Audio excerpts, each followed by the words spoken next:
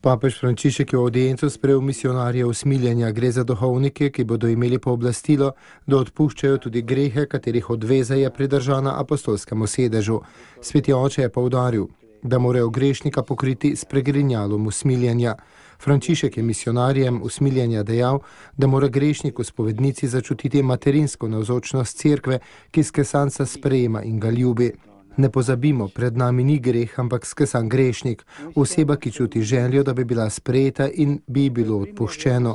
Grešnik, ki obljubi, da se ne želi več oddaljiti od očetove hiše in ki z malo močmi, ki jih najde, želi narediti vse, da bi živel kot Božji otrok.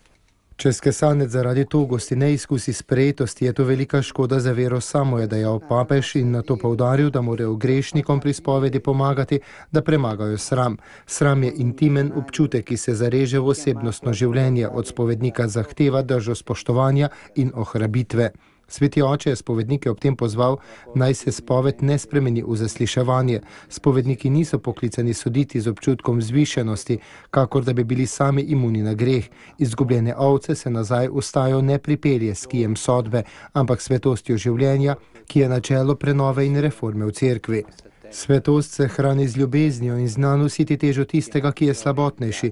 Misijonar usmiljenja grešnika nosi na svojih ramah in ga tolaži z močjo sočutja, je dejal papež Frančišek in misijonarjem kot zgled priporočil svetega Leopolda Mandiča in svetega Patra Pija.